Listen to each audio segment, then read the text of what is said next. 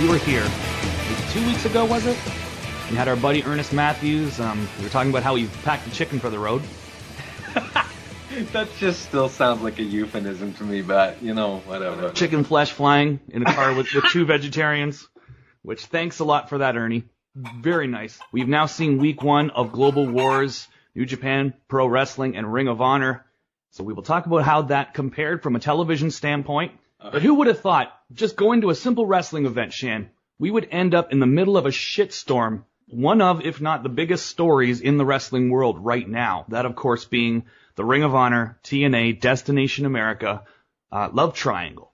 Controversy just follows the Vintage Update crew. Wherever we go, something crazy happens, and this isn't any different. But the landscape, really, of the professional wrestling scene in North America has changed pretty drastically since that little show that we went to.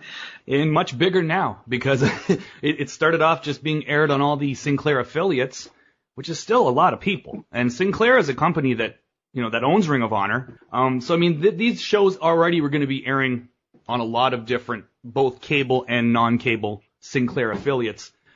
Now, of course, the fact that that same show will air the following Wednesday on Destination America, starting tonight, week 1 of Global Wars. Shotgun Shan, Luke First, Ernest Matthews. We were on camera during the Watanabe Silas Young match. I know that. We were doing the Jerry Springer, clap gimmick. But what did you think, first of all, just of week 1 of the shows that we attended?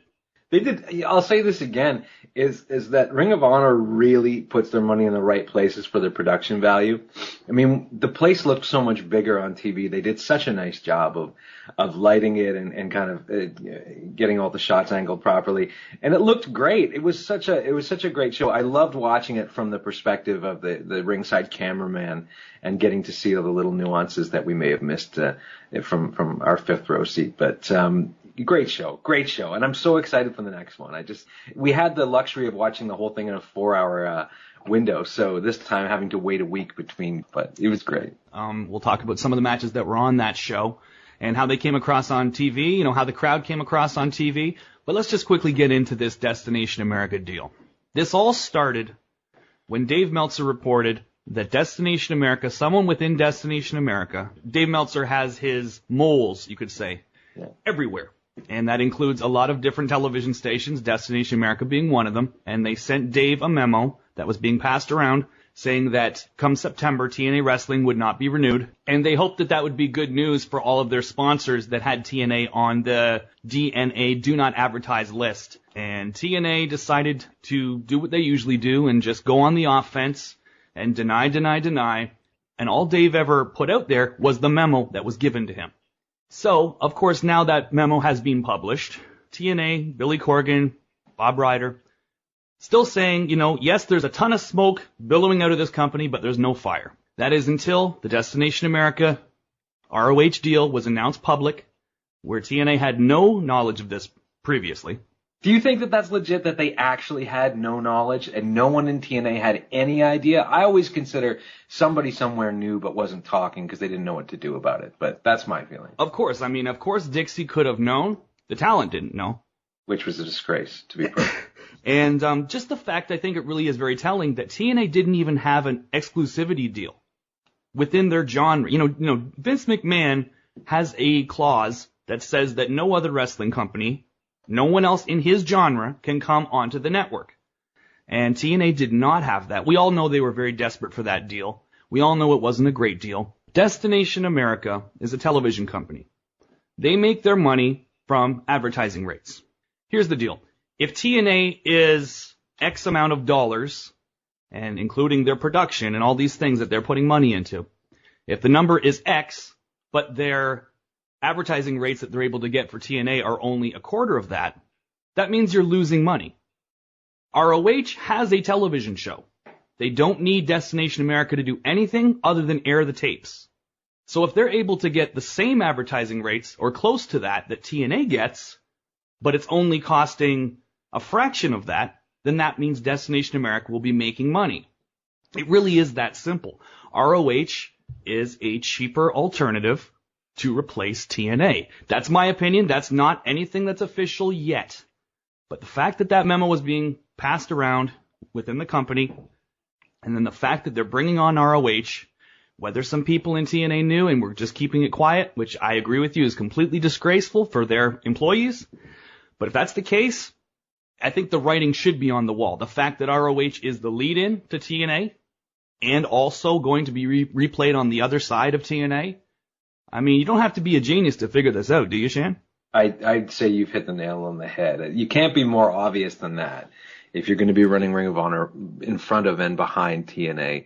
I think part of the thing here too, I think that with Ring of Honor, not only do they get, as you said, air quotes, the cheaper alternative, they get an alternative that doesn't have the stink of failure on it that TNA has. And I think, TNA has struggled. They've made some really bad decisions and they've had some tough breaks. And I think that that's kind of tainted them a little bit. I think to some extent, starting over with Ring of Honor gives you a whole new product, a whole new thing. And Ring of Honor, I think, has a generally positive, people have a generally positive opinion of it for what it is. So it kind of gives them a fresh start with something else. But yeah, I was really upset when I heard all the details. It has to suck to be TNA. Like, you're getting kicked when you're down. And you're also, like, I've heard that they're going to be having a meeting with people from both companies, and they want to discuss, continuity, and it's almost like they want TNA to help groom their replacement. Anything in wrestling can happen, I would say, at this point. The bottom line is, with TNA and ROH, they once had a relationship, yes, in the early days of TNA. And really, if you look back in the history of TNA, that time when they had all those guys working both, that was like the best time of TNA. And you had this extension to your roster. It's like New Japan now. It's not just the guys that you see on our website. We have relationships. We can bring in anybody. But of course, TNA, like they did with a lot of their relationships, New Japan included, they got too big for their bridges. They model everything they do after Vince McMahon, so they start thinking they are like the WWE. We're too big to be working with these companies. And now you got a situation where ROH and TNA are bitter enemies. TNA has done all kinds of things for years to try to cock block Ring of Honor. And now it's all coming back to them. And the fact that they're going to try to work together, there's no trust there. Any kind of interpromotional thing usually is a pretty stressful thing. Now, mind you, the Ring of Honor New Japan thing I hear is going great right now. And New Japan is absolutely thrilled with Ring of Honor right now, and vice versa. So that is going to keep going. It just seems really blatant what Destination America is doing. I don't blame them for doing it, because Ring of Honor, like you say, Shan, it doesn't have the stink on them, first of all. It has a buzz, you could even say, Ring of Honor, and it has for years. The production values might not be the TNA production values, although these days they're pretty damn close. Yeah. So it's like they have the buzz. They have their live event situation completely sewn up, which TNA has never been able to do. That right there should be a reason to replace them with Ring of Honor, especially when it is a cheaper alternative. Just TNA is not worth the money. And the ratings are okay that TNA has been able to pull in. But at the end of the day, if you're not making any money and you're losing a bunch of money because you can't get the advertising rates to, cover it, it's just not worth it, man. Yeah, for sure. And I think one other thing, too, is that as we've talked about the Ring of Honor New Japan connection, Ring of Honor now automatically has a global reach. The strong relationship with New Japan, even just for appearances, makes Ring of Honor seem like a more successful company in a lot of ways. Anything can happen. Could TNA end up getting a new TV deal somewhere else and stay in business for another 10 years, still not making any money? Anything can happen. But regarding Global Wars Week 1 on television, I loved the opening. It really felt like an old Saturday Night's Main Event type of opening almost, with the Briscoe brothers promo. Yeah, it did, didn't it? I loved it. Seeing the live production, I enjoyed it a lot. The whole thing reminded me of old WWE before they got overproduced. The old, Saturday Night's Main Event or Superstars or whatever, you would watch during back in the day. I loved the way it was put together, and it was kind of a no-nonsense broadcast, which I love. That's the thing I love about Ring of Honor, is that it's kind of no-nonsense. Here's something relevant to the match you're about to see, and here's the match, and let's move on. So, yeah, I loved it. Kevin Kelly and Steve Corino are a solid team, too. They're a solid team, and when you put Jay Lethal in the mix later on in the show, it was absolute magic. The first match on this show, Kushida, who has absolutely been tearing up the Super Juniors. Let me just give you quickly the statistics, the ongoing statistics for the Best of the Super Juniors tournament 2015. In Block A, Kyle O'Reilly has 8 points. Taguchi, 8 points. Chase Owens, 6 points. Jushin Thunder Liger, 6 points. Barbaro Cavanero of CMLL, 4 points. Beretta, 4 points. Gato, 4 points. And Yohei Komatsu, 0 points. Block B, Kushida with 10 points, so he's in the lead right now. Rocky Romero with 8 points, Tiger Mask 6 points, Nick Jackson of the Young Bucks 6 points, Mascara Dorada 6 points, Bobby Fish 6 points, Alex Shelley withdrawn.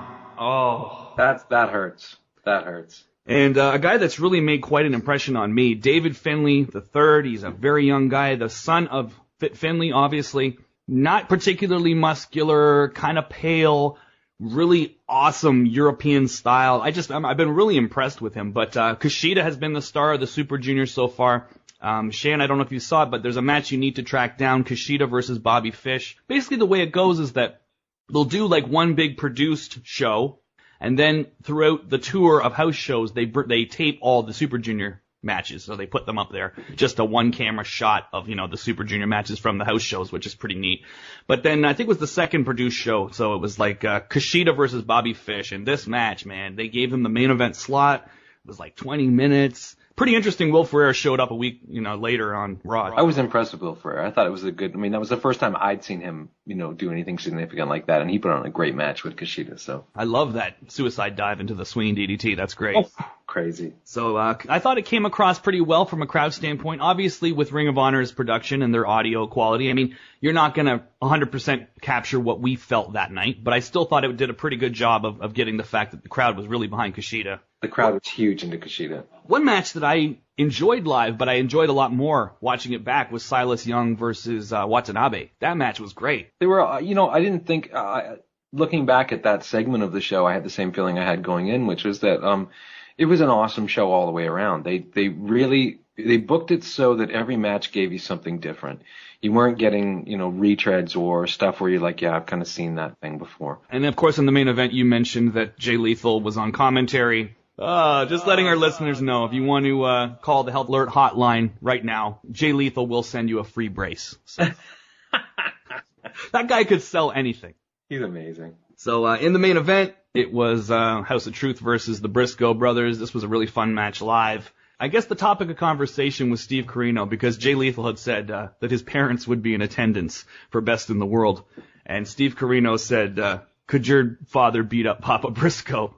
And to which Jay Lethal just popped up. He was just so hot with that question that he would even ask it. He's just like, of course he would. He's like, it's been a lifetime of carpentry. And what has Papa Briscoe ever done? Built a chicken house and watched chickens all day. He's too good. He's just got to be one of the best heel promos too in the business right now. So. Yeah, I mean, Lethal's one of those guys that I keep saying I hope WWE doesn't take him, because I don't think they can do him justice. He's so hot right now, and he's such in the right place. Really, he's just really in the right place right now. So let's let him keep doing what he's doing. A lifetime of carpentry, though, Shan. And let me just say one little thing here. Mark Briscoe is endlessly entertaining. I got even more out of watching him on the show with all the enhanced TV camera angles than I did live, and I really enjoyed him live. They're a great act. They really are. Oh, and Jay Briscoe is just, when he looks into that camera, he feels like a bad man. He feels like a badass. And Mark Briscoe is just his crazy brother. In the background. Welcome to the jungle, baby. Oh, he's so good. But yeah, I thought the match was great, and again, Briscoe's commentary just added a whole new level. And I remember us really watching him during the match too, and being like, wow, he's getting pretty hot about something. He keeps on standing up. I didn't realize it was just that Steve Corino asked him a simple question, could your dad beat up Papa Briscoe? So really, I mean, it's a pretty natural progression now to go from Ring of Honor into former Ring of Honor world champion Kevin Steen, and the buzz that he's had lately. And he's now a full-time WWE guy. My first question to you, Shan, is what does this do to his NXT championship reign? Do you see him still being on that show for right now? Are they going to quickly try to get it off of him? Well, I think him losing it too quickly, I think, is going to hurt his stock moving forward. I mean, unless you have some really great way for him to lose it. I mean, I suppose he could lose it back to Sammy in some kind of a crazy match where the crowd was, completely behind him, and Sammy just manages to pull off a miracle victory. But he's not ready either. He's got surgery. Yeah, exactly. Right? So. I mean, Joe is. If you put it on Joe that quick, I don't think that's right. Joe's got quite a bit to say before he sings his championship song, I think. So, I mean, I think you keep it on him and you have him pull double duty for a little while. I don't think he's going to mind, and I think the exposure is going to be good for him. It's also going to cross over to get more people watching NXT. So I would say keep it on him for a while, you know. I mean, what are we now? We're into June. Keep it on him till SummerSlam. Keep it on. Maybe put a NXT title match on SummerSlam and have Steen fight, you know, somebody there. But that's what I would say. At least keep it on him for a couple of months to make that transition a bit smoother, because he kind of loses his steam if he beats Cena clean and then drops his NXT title, and you're like, former NXT champion, unless he surrenders it, but then that hurts NXT. So I don't know. It does everything for NXT. And it does everything for him, because I think my biggest fear right now, and I guess this is where we get into Elimination Chamber, my biggest fear right now is that they're doing the rematch too soon just to have Owens, you know, lay down for Cena and give him his win back. But why don't we get into Elimination Chamber? Do you want to start with that match, or do you want to go in order? We might as well deal with that match first, then we'll do the rest of the card, because that really is... That's what everyone's talking about. Yeah, it's the match that deserves the most discussion, I think. A great build going into this match. I thought every appearance of Kevin Owens, he just seemed more and more comfortable every time. He pulled out things that I haven't seen him do in 10 years, being the half turn into the moonsault, which I think blew everybody's mind, because I don't think anybody realized he could do that. I'll be honest, I didn't realize he could do that anymore. But why don't you just get into that match and sort of watching it live, what you sort of were feeling at the time? I knew that they were high on Steen, and I knew that they were going to give him a good rub. I didn't know he was going to pin Cena clean, and I certainly didn't know that he was going to dominate the way he did, kicking out of the AA and then giving Cena an AA. I mean, that's the ultimate cocky move, isn't it? Not only can I kick out of your finisher, but I can give it to you as well. You know, Steen pulled off so many great moves, but they weren't gratuitous and they weren't out of place. They all kind of fit with what he was doing. He looked like a superstar. Which is funny because, you know, for years they've said that Steen obviously didn't look like a superstar. He was, you know, heavy and he, you know, kind of looked a little bit rough. Hey, in their defense, we were saying the same thing 2 years ago. Yeah, but I didn't think that was a problem, right? I mean, I always said, yeah, you're right. He'll never fit in with WWE. Yeah, I think we both were saying that 2 years ago when we watched. I remember first time that we got together with Ernest at my new house. Sami Zayn versus Kevin Owens match from Ring of Honor. I think it was Final Battle, the big crazy ladder match they had. Yeah. And we were watching it, and obviously it's an unbelievable match. Yeah. And Kevin Steen, when that topic came up with the three of us, we're just like, no way. They would never take him. He's a great wrestler, but he will never be getting picked up by WWE. And here he is in a match with John Cena. He really feels like the hottest heel in the company right now. Oh, yeah. And, like, here he is, and he's got all this buzz, and he goes in there and he delivers, over-delivers, I think we could say. Here's the thing I noticed about Kevin Owens that really stood out to me as really, really special. He is a heel. He's a cool heel to the extent that the fans, especially with him fighting Cena, were really into him doing stuff, but they still booed him at the right times. Did you notice that? Oh, yeah. Even against Cena. So, I mean, that's when you know you've kind of crossed over to that sort of super stellar status. And let me just say this in John Cena's defense. I don't think there's been a time in John Cena's career that I've appreciated him as much as I have in the past couple of months. This guy is really, you know, doing what he can to bring the talent up and putting on good matches. I thought his match with Owens, I mean, a lot of it was Owens, but I think John's contribution to it was outstanding. I'm becoming a John Cena fan. When you talk about top guys that are in his position, that have been in the past, not only would not very many top guys do what he's doing right now, would they be willing to do what he's doing right now, but he really seems to be passionate about his role right now of putting guys over. And that is something with a top guy in his spot at this stage of the game, when he's just trying to protect that spot and he's just trying to get a few more years on top. He seems to just be like, screw that mentality. I'm going to just do anything I can to help these guys. That's my role right now. John Cena really is a 1 in a million. And anybody that doesn't understand why he's been the top guy for as long as he has, just look at that match. Just look at what he's done with this U.S. title. Really, if you're Vince McMahon, there is no better choice, and there has been no better choice for the last 10 years than John Cena. I agree. And, you know, my problem was not really necessarily with Cena, but just in the staleness and how that contributed to the staleness of it.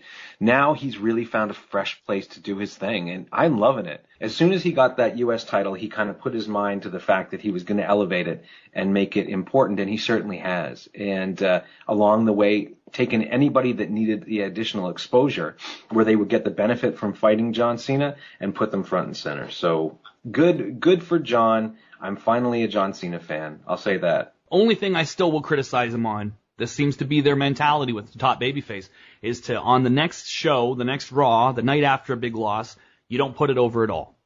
That seems to be the mentality of the company, that a babyface should never whine, never complain, so therefore you should just brush off every loss. That's the only problem with John Cena at this point, and with that character, because I thought the night after, as good as it was, he's doing that thing again where he just never puts over a loss like it's anything big. It's just, another day at the office, and, act like you've been there before, kid. It's like, been there before? You're John Cena.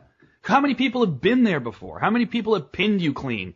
It's like, it is something special, and I thought that was kind of whack. But nonetheless, hey man, that match was so smart. They did so many things for the insider fan, for the smart mark, as it were, when Kevin Steen teased the package pile driver. Exactly. And I love that moment. I love spins it over into a sidewalk slam.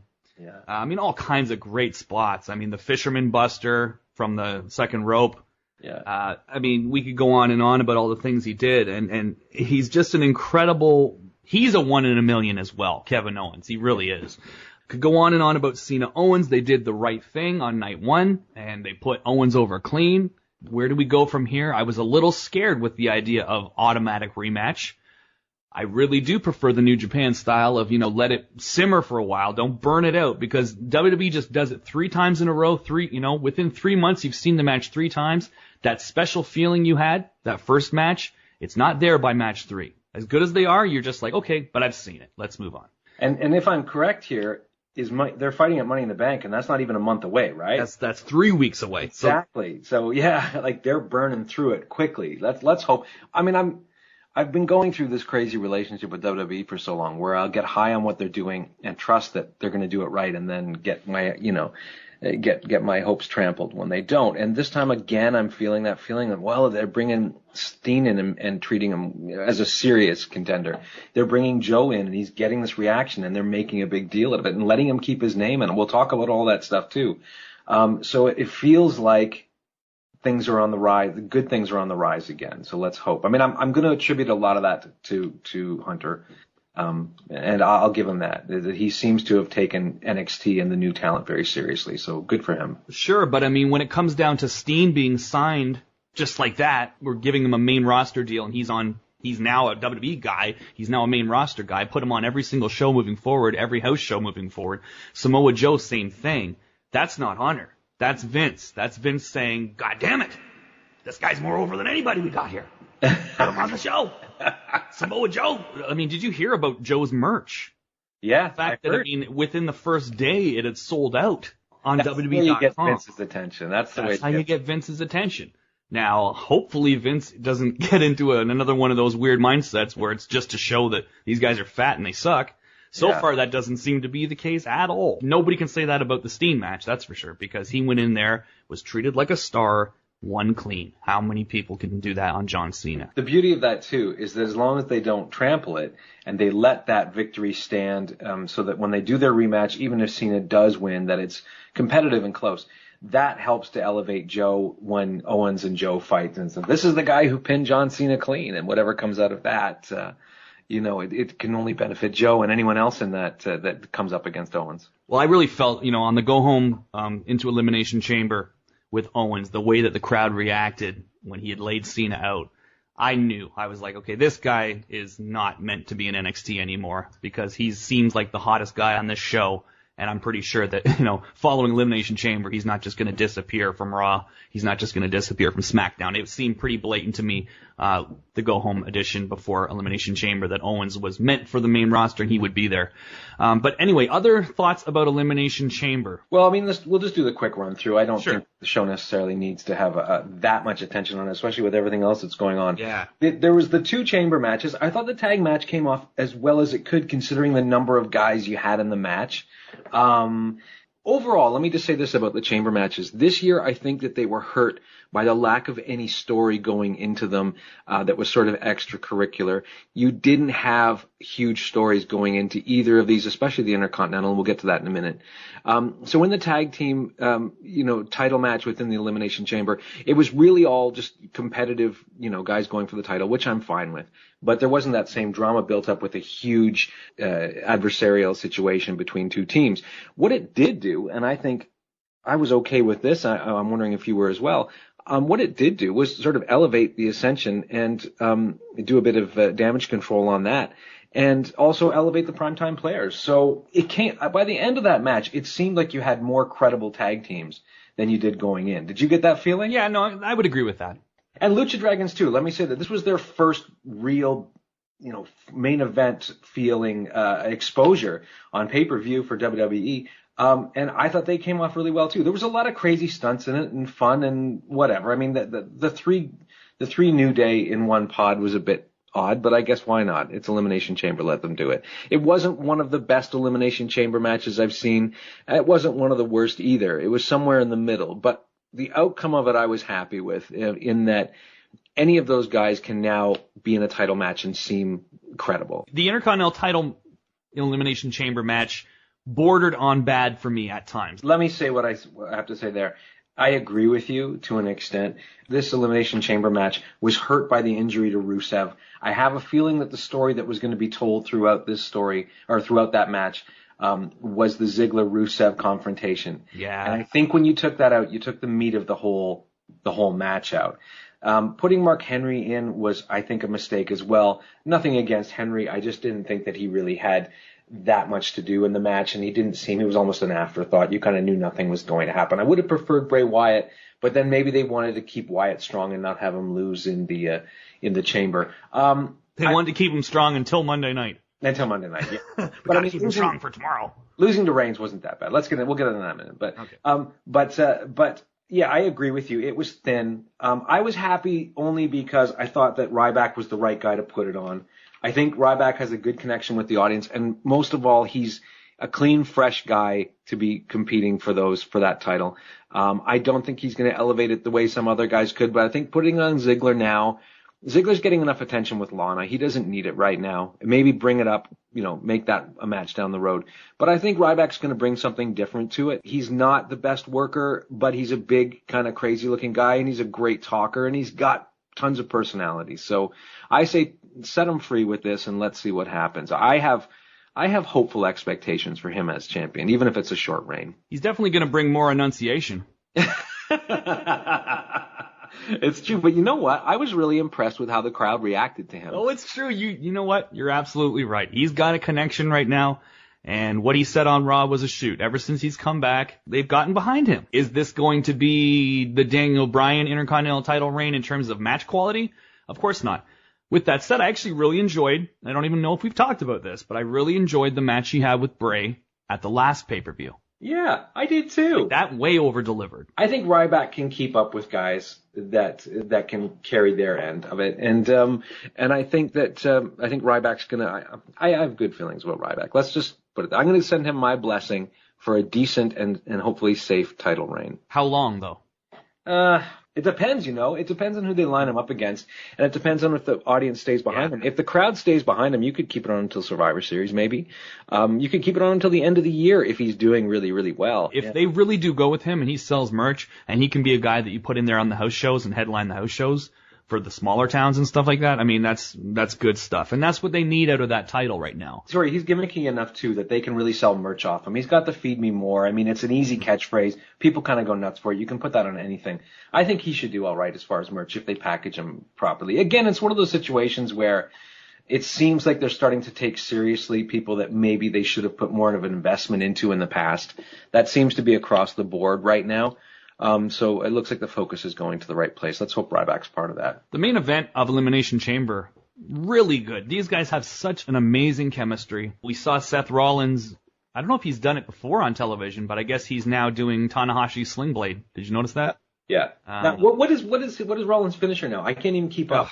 Nobody knows. Nobody knows. Stopped doing the curb stomp. He did that kind of sit out DDT, and then he was doing the pedigree, and now when you put it that way, man, what a clusterfuck. His reign and the way that they've portrayed him. Here's my feelings on this, and we'll get into this. I mean, obviously, one thing I enjoyed about this pay-per-view is the people that they didn't put on it.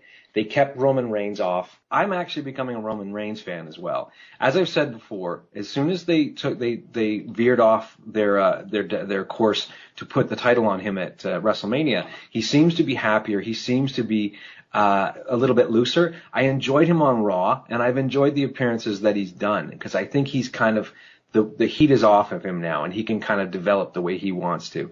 I like the fact that they didn't have him on that pay-per-view until the very end and did his little run-in. Here's my feeling, and I don't like to look into the crystal ball too much because it always ends up looking silly when your prediction doesn't come true. Yeah, TNA. Yeah. But here's what I wanted to say. The way that they're kind of putting the focus on Dean right now, which is completely deserved, and could you find a guy that was a more total package in wrestling right now? I mean, he's not hot like everybody else just because he hasn't had that moment. A guy that can just put on crazy matches, connects with the audience, great on the mic, just a character beyond like turned up to 11, right? Well, you heard the reaction at the end of Raw when his music hit. Yeah. No, they had conditioned the audience to think he wasn't there, and then when he was there, that was a really honest reaction from the crowd, and that really goes to show like how much at least that audience, and it's not just that audience, let's be honest, they're really behind him. It would take nothing. It would just take the pull of a trigger. That's it. Which is why I think, and this is going to be my little prediction, is that he actually will win the title at Money in the Bank. Reigns will win the Money in the Bank match and get the Money in the Bank shot. He'll cash in on Roman, or he'll cash in on Dean right after he wins the title, and take the title from Dean, and then he will displace Seth as the champion for the Authority. Seth will have to lick his wounds, go back to Dean and say, I was wrong, I got screwed over, Roman betrayed you, and blah blah blah, and then it'll be sort of a flip flop again, with the one guy who should have been turned heel being the only guy that's not, in Dean Ambrose. That's what I'm hoping. I'm hoping that they're looking at Roman and going, yeah, he wasn't the right guy at WrestleMania. He needs a little bit of stuff. A nice heel reign would be nice for him. So that's what I'm going to say. That's the feeling I started to get as we went into that, came out of Elimination Chamber and we're going into Money in the Bank. Already there with you, man. It really feels like on TV that Roman Reigns is being a little bit too chummy. There's something I'm not trusting about this Roman Reigns fella. Let's put it that way. Yeah. And it really does feel like they're setting Dean Ambrose up to have Roman Reigns turn on him. And I would assume that, the scenario that you said would be the one that would make the most sense. I don't know. You could do it, though. It doesn't necessarily have to happen on that night. I would. I mean, it'd be great to just get it happening. Just set it off. Just set it off before people have too much time to talk about it. Because Roman, I love when the guy wins the Money in the Bank briefcase and you're thinking, when's he going to use it? And he uses it like 45 minutes later. That's just kind of cool. But then I can see, too, from a creative standpoint, how they don't like doing that, because it is something, especially at this time when there's not a lot, it gives you a really good storyline for the TV that can carry you for a few months. And so I think that's one reason why we don't see that a lot. But I agree with you in this particular instance. I think that that's the best way to really set it off with a bang, I do too. And I think it would be the best thing for Roman. It would give you a great story with Seth trying to win over Dean again and kind of putting that back together. And as I said, keeps Dean as a face for as long as you can, because once Dean turns heel, I think he needs to be the Roddy Piper of this generation. Once he turns heel, I think he needs to be the most vicious, horrible, scene-stealing villain of all. Oh, yeah. Yeah, you got to set it up so that there's this void for a top heel, and that's when you decide to pull the trigger on Dean Ambrose as the top heel. But for right now, man, there's no reason to be thinking that way, because he is really, really popular right now. He's got many miles ahead of him before he gets to that point, I think. And it's something special because it's not like they've booked him that well over the last few months. They've dropped the ball with him a lot. But now that we're back with Seth, their chemistry is just unbelievable. So we talked about Kevin Owens now joining the full-time WWE roster, which gives you a whole bunch of fresh matches. He definitely feels like the hottest heel anyway in the company right now. Samoa Joe now coming in full-time with the WWE. He had his dark match with Tyson Kidd. Now I had heard, I don't know if you heard the same thing, but there was a report from somebody that was there live that said it looked like Tyson got hurt with the muscle buster and he was holding his collarbone. I don't know. I mean, I would hope that he didn't get hurt the first time that Joe had a big main roster match like that. But I would suspect that Tyson was all right. He looked like he was all right. They had a photo of him the next day with Natty and Cesaro. But yeah, I mean, Joe, how has this happened? Could we ever have predicted this? Not only is he Joe, but he is Samoa Joe. He's in WWE. He is himself. They let him finish his Ring of Honor. Is he going to be on Ring of Honor TV? Okay, so here's the deal with that. He was going to be on their TV tapings coming up, the Ring of Honor TV tapings. Yeah. They called Joe in. Vince and Hunter sat down with him. We got this new deal in place. He's now a full-time WWE guy. I guess they've given him the blessings to finish the indie dates. But the reason that this meeting had to happen was because the Ring of Honor Destination America thing changes everything. Now it's on national TV. That changes the deal. So I guess there's talk that he will not be able to work those TV tapings. He will be able to work dark matches for them. He will be able to, I don't know what else he could do with him, maybe iPay-per-view or something like that. As far as him appearing on Destination America, it looks like that may be out, and it looks like that was the catalyst for them saying, we got to lock you into a full-time WWE deal now. So there you go. I would say the combination between his merch sales and the merch sales. And the merch sales. At the same time, probably, yeah. From what I know, Vince McMahon has always been the problem with bringing in a Samoa Joe. So the fact that it's happening now, the fact that his T-shirt is not available because it's sold out, and the fact that he's now going to be full-time with WWE. I mean, just off the top of your head, what are some matches you want to see with Samoa Joe? Oh, God. Well, Joe Owens, Joe Brock. Cesaro. Oh, God, Cesaro. I'd like them to build Cesaro up before they have him and Cesaro, but yeah, him and Cesaro, any of those guys from that kind of background, I think would be exciting to see Joe. And then also, eventually, Joe and Cena, I think would probably run a decent. And hey, there's a real relationship there because those guys were both trained by Rick Bassman in UPW. So those guys are from the exact same place. I mean, the beginning stages of their career, they started together. But yeah, I mean, a real shocker. Other people like that you need to bring up now, though. Balor, we're told, has something big planned for him. They're already working on that. He's been on, the dark matches. He's been on the tours lately. And Sasha Banks, man, they gotta bring her in. They gotta put the title on her because there is no female in that company right now that can touch her, and that includes Charlotte. I'm a huge Charlotte fan. Her and Charlotte, they need to be feuding for that Divas title. There's no question about it because nobody can touch them. I agree, but you don't want to strip NXT down. It's true. Too much too quickly, right? You start pulling all the stars out of NXT, then that's going to start to falter too. And the guys that are in NXT will have, at the lower rankings of NXT, will have no one to fight. So it's true, but my counter to that is the fact that they are not done bringing in these big time indie guys. I agree with you there. They're not done. And the most recent talk is that this is not going to be possible, okay? But I just thought it was an interesting, newsworthy thing to mention on the show. They've completely changed their minds on AJ Styles. I heard that. God damn it. I wish they would have had a bit more forethought before they let AJ Lee have that name. I don't think you're going to have anyone named AJ now, but I heard that. Well, she's gone now, though. You could easily bring him in as AJ Styles now. I suppose. They don't even mention AJ anymore. That's his, Suppose you could, but it seems too close. I don't know. But, yeah, can you imagine bringing AJ Styles? He's AJ Styles, man. She's AJ Lee. I know. She came along like 10 years after him. I agree. But in the WWE version of the world, she did not. So, but I'm just saying that, it would be great to see him there. He's another guy I'd worry about. But he's doing so well in New Japan. I'd hate to see that upset. I don't think that's possible. I think that's just, on their end right now. There's a lot of guys on their end. The Bucks, they want the Bucks, and the Bucks in NXT, I could see that happening at some point. Yeah. They're crazy to have let Ricochet pass through their system and not have signed him up. That's crazy. Ricochet's a star. AJ's a star. Those guys both being, passed on around the same time. That goes to show how far they had, their heads up their ass at that point. But again, AJ, he's not going to be able to keep doing this style. He's not. And if they are offering some kind of part-time deals, then, this is definitely the time to go. But Samoa Joe, WWE, again, there's so much you can do.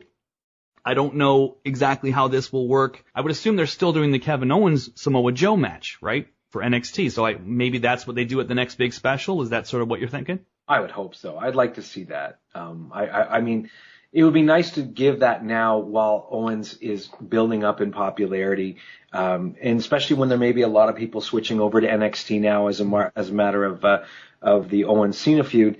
It would be great to have that exposure for Joe immediately. So they switch over to NXT and they're seeing Joe. I just think it would be fantastic. It also could be an interesting bridge towards getting Joe on Raw. You know what I mean? Mm-hmm. If he's feuding with Kevin Owens and Owens is on Raw, and then you can have Joe show up on Raw. It's an interesting prelude, actually, into his full-time WWE career. So How many years is he locked up? I don't know. Have you heard anything about that? I haven't. No. I would like to know, but yeah, I have no idea what his contract is set for now. I really talked about it, on the last show with Sean, just saying how it's cool to be totally focused on the future. This is the guy that's going to carry us for the next 10, 15 years, whatever, with Roman Reigns or whoever. But the bottom line is, you need some guys that are ready, that have a name, that have some buzz, that you can bring in, plug right into the top mix, and carry you through the next 3 years. Yeah. And that's really what it seems like they're kind of changing their mentality towards. It doesn't have to be, to sign a Samoa Joe, you don't have to be making a 10-year investment. It could just be a 3-year investment, and at the end of that 3 years, he can help make some guys for you. You know what I mean? That should be the mentality is, yeah, this guy may not be the future of the company, but we can still sign him, get a lot out of him, have a few great years, do some business, and then have him put over whoever we want him, on the way out. That's what I'd like to see, and before we get out of here, there was also a bit of news here, and I just wanted to quickly get a time and temperature on. Steve Austin and Paul Heyman had their podcast this past Monday, and it was a lot like, the Heyman appearances on the Austin podcast. He's now made 3, and very similar, and always great because those guys are good friends that go way back. Way back. And there's no shortage of stories, and both guys are just kind of interesting to listen to. But the end of the interview, it really felt like they were working an angle. It got very serious, and the topic of Brock Lesnar fighting Steve Austin at WrestleMania this year came up. Austin seemed to take it very personal, that the idea that Brock would mop the floor with him, and he proposed a Texas death match. Those two guys, it's like there's a bit more respect, I think, there than just making up something just to get people talking and just kind of piss off the internet. And the way that it was presented, it definitely didn't feel that way at all. So it looks like going into WrestleMania in Texas, the biggest venue they've ever run in the history of the company, maybe they might have talked Austin into coming back, facing Brock Lesnar. I'm not sure exactly how you go about the booking of that angle. Obviously, there's a built-in story of Austin, walking out that one time and everything like that. Good for box office. I know that you're probably going to have some other thoughts on it, and that's fair, so I'm going to give you the floor here. Well, yeah, I think you've kind of mapped out where I'm going with this. I do agree it'll be great for the box office. Here's my concern is that with a guy like Brock Lesnar working limited dates, I think every one of them needs to benefit.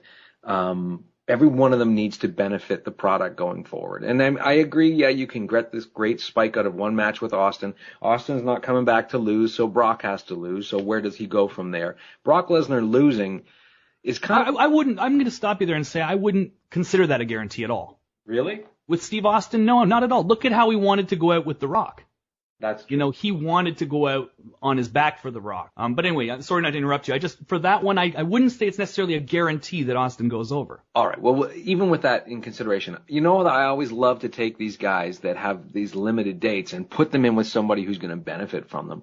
Sure. With Austin, it's a bit of a dead end. Yeah, it's going to be an awesome spectacle as long as Steve can still go. And I'm hoping he still can, but he's been out of the ring for a really long time. And to get back into the ring for the first time against Brock Lesnar, I worry about what that would do. But I would love to. I think there's so many stories left for Brock with other people, and it seems like it kind of sucks that we would have to wait another whole year to have Brock do a big Mania match that could extend past the event itself.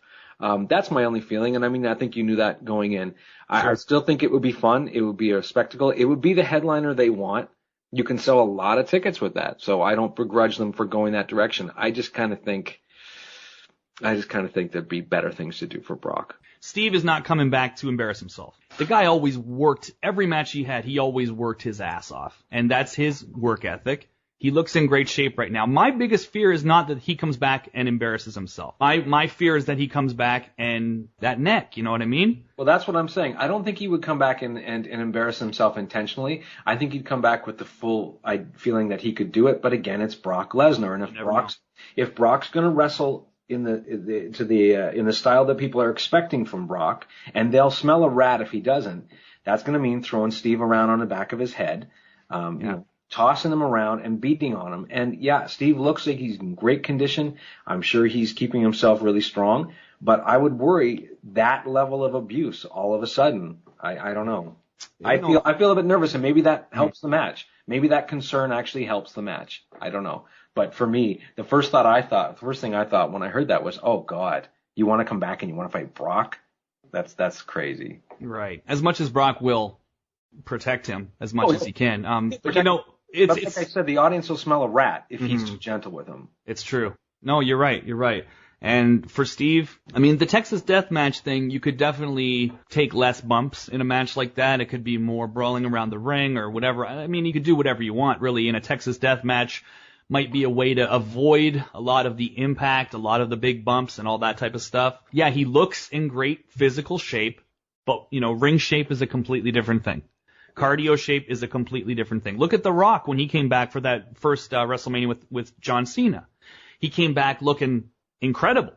And then he was blown up, about halfway through that match. And you got to see, man, there's a big difference between just cosmetic shape and ring shape. All these question marks, and again, who knows what will happen, but I'm pretty good at telling when guys are just fucking around, and this really seemed like it was trying to hammer something home, and it was trying to plant a seed, and it got very serious. And these two guys just fucking around, stealing the spotlight, getting the internet and everybody to buzz. I don't think so. I really don't. So that, to me, seems like where one of the directions we're going for WrestleMania. So far, Shan, we've got The Rock versus Triple H, and we've got Steve Austin versus Brock Lesnar. Welcome to 2015, my friend. Yeah, it doesn't feel like 2015, but you know how I feel about those old throwback matches. I'm not looking forward to Rock and Triple H at all. I feel like I saw that match like 1,000 times during their prime. So if they want to repackage it, that's fine. I'll go to the bathroom during that match. That's taking a big chunk of that top mix away from any current stars or any future stars. Put either of those two guys with somebody fresh. Sure. So that they can. So what you're saying is you have no problem with any of those four guys getting booked, but the matchmaking sucks. It just isn't going to help anybody. I mean, Rock and Triple H helps nobody. They get to have a profile match, but nobody comes out of it. H is barely wrestling anymore. Rock won't be back until the next year, if that. I say throw Rock in with somebody that will really benefit him, and throw Triple H in with someone that will benefit them. If they do this big split, you could put if they do as I'd predicted with Seth getting displaced by Roman, you could do Triple H and Seth next year or at WrestleMania. You could do The Rock and Kevin Owens at WrestleMania. I mean, something like that would be crazy. Or Brock and Kevin Owens. I mean, that's a huge selling point. There is a lot of talk right now that Seth Rollins versus Triple H is a match on the horizon. So, I mean, the idea of Seth turning babyface or the idea of Triple H turning baby, I don't think that would happen. Oh, Seth was made to be a babyface anyway, so it would be better if it's Seth. But yeah, I mean, that I would be excited to see, because at least you're mixing the old with the new and somebody gets something out of it. Yeah, so I'm hearing that match may be happening at SummerSlam. Seth versus Triple H. I certainly hope that's not for the title. Yeah. Because Triple H should not be in any world title matches anymore. I'll give you my 10 cents on that, because that's the truth. So we're all out of time here, folks. Again, Best of the Super Juniors is ongoing. This Friday morning will be the semifinals, and then this Sunday morning, both of these shows starting at 5:30 a.m. our time on New Japan World. Yes, we will be getting the finals this coming Sunday. Past winners of the Super Junior tournament: Jushin Thunder Liger like 1,000,000 times.